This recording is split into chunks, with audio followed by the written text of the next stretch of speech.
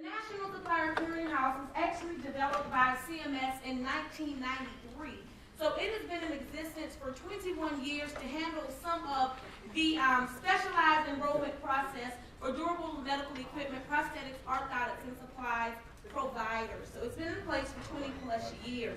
The primary responsibility of the National Supplier Clearinghouse is to make sure that all of those who are enrolling meet all of the state and federal guidelines that are put in place to actually participate in the program. We do that by making sure suppliers are compliant with the supplier standards found in Title 42 of the Code of Federal Regulations, specifically Section 424.57C. Also, provisions that are found in Publication 108 of the IOM, that is the Internet-Only Manual, Chapter 15 of the Program Integrity Manual. That is where you're going to find all of the information regarding provider enrollment.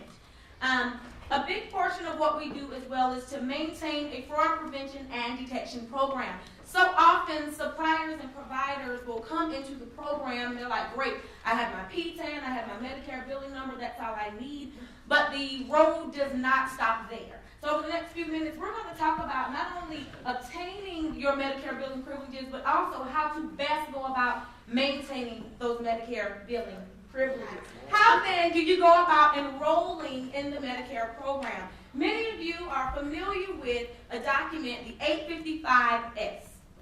And it's now about 25 pages. Once upon a time, it was 34 pages. It's still chock full of good information for you in regards to enrolling.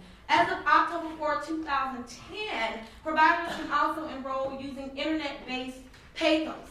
Now, the great thing, and I'm going to talk about PAYCOs further in the presentation, but the good thing about internet-based PAYCOs is that everything you can do hard copy on the 855S, you can duplicate that effort using internet-based PAYCOs, but it is the electronic format. So all of the papers and things of that nature that you would have to keep up with, you no longer have to do that if you store your information in internet-based PAYCOs. But regardless of the method that you choose, the 855S, or if it is internet-based PAYCOs, you must be compliant with all of the supplier standards. And I started off telling you that there are actually 30 of them. And as we go through the overview of the supplier standards, of course, you have many exceptions to some of the rules buried in, so we're going to talk about that. Regardless if you submit your information via the 855S or internet-based PAYCOs and you're compliant with the standards, you submit that application, it is reviewed, and it is processed. Now, the thing about that portion is upwards of 80% of the applications that we receive in-house require some level of development. Development simply means that the application is missing information or it's incomplete. Now, I get the profound pleasure of talking to many of the suppliers because I stand alone. I am a communications team of one supporting the nation in outreach and education, so yay me. So what that means is I get tons of phone calls from the supplier community saying, well, my billing privileges were deactivated, my application needs to be expedited, what can I do? Well, I am here to let you know that we process in the order that we actually receive the applications, unless there is some specific rule or some policy in which CMS has instructed us to process this first because this is going on and this is coming down the pipe. Otherwise, we're going to process the applications that we have in order because I think by show of hands in the room, is anybody willing to call me and say, well, process someone else's application first because I don't need my billing privileges? I mentioned that 80% of the applications require some level of development. They're missing information. That is where the enrollment analyst that is charged with processing your specific application will reach out to you.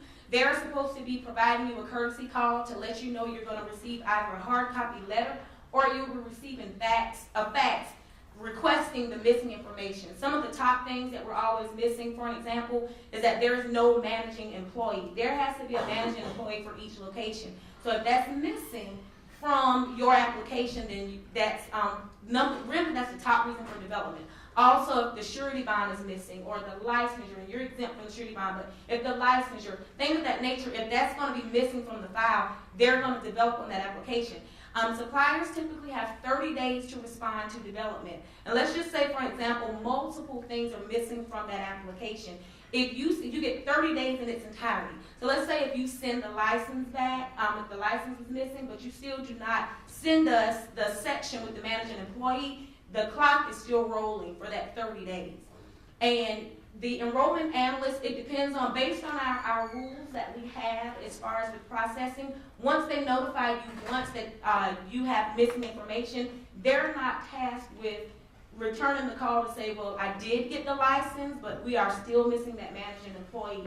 And that's where some suppliers and providers, they'll say, well, I did send you something back, but my application was still closed. What happened? And that's when we'll usually get those calls. We'll reach back and say, you're right, we did receive partial information. You do have some analysts that will call back and say, well, I did receive A, but I didn't receive B, C, or D.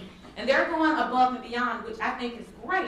But they're only tasked with calling you to let you know that information is missing and then sending that correspondence to you to let you know what's going on. So to answer your question, in short, when we receive when you receive the request for development, they're continuously working other applications until they receive that information back, and then they're going to continue processing.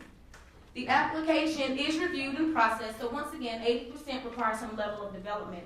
A site inspection is conducted, and billing privileges are issued if compliance is determined. So once the site inspection has been conducted, once the application is reviewed, all pieces and parts, licensure, and everything is intact, then the billing privileges are provided with an effective date. Some of the key things that we are finding specific to physicians with application processing on the 855S, Section 11, listing an available contact person, that is often missing. That's very important. If you submit an application and you're going to be unavailable as the owner, as the authorized or delegated official, and you've listed a contact person, we need to know. We need to have a contact person that's going to be available, because we're reaching out to them to let them know information is missing. And if we reach out to them and they're not providing that information to us, and that's going back, and there's no way that we can continue processing that application. Always, as I've touched on, listing a managing employee for each location. An owner or authorized official can also be that managing employee, but we receive applications all the time where that field, the managing employee, is actually is not populated. So it's very important that that managing employee field is actually populated. And the type 2, which is the organizational MPI with incorporation or corporation listed, although with sole proprietors. So we want to make sure that it is clear with the sole proprietor versus an organization that you're clear. Okay? The definition of operational. Operational means the provider or supplier has a qualified physical practice location that remains open to the public and properly staffed during posted business hours for the purpose of providing healthcare-related services. Further, the practice location must be prepared to submit valid Medicare claims and equipped or stocked to furnish these items or services. This is CMS's definition. Further, CMS does not consider the business to be operational if no one is available at the place of business during routine deliveries or off-site maintenance of supplies or products to Medicare beneficiaries.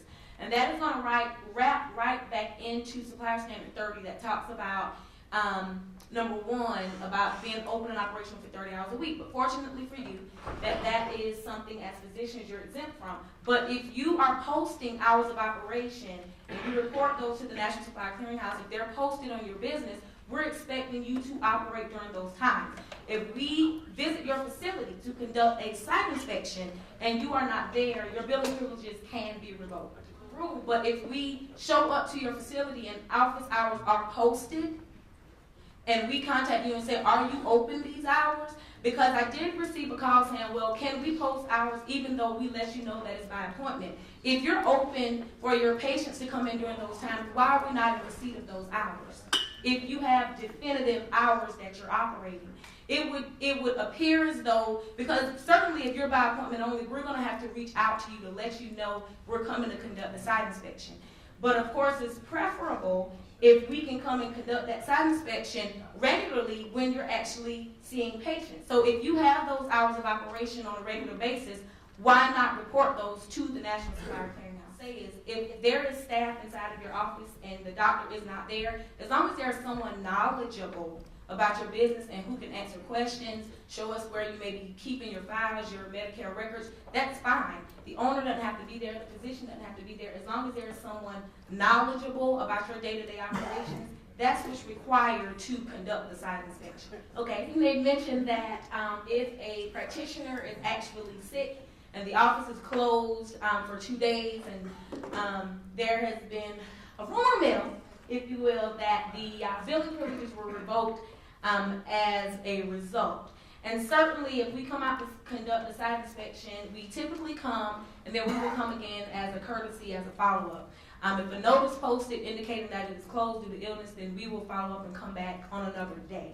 It is usually those times when there is no notice, there is nothing, we're just going to an office or a location where it's clearly closed, non-operational, and we're trying to get in, and we come back another day, or we come back a week later, and it's still the same. Those are the times when the billing privileges are typically revoked, when it is obvious that the business is non-operational. But we do understand, especially like if it's a sole practitioner, that if you're ill, then you can't be there not only to conduct the site inspection, but also to see your patients. So that is why we will follow up with another courtesy site inspection.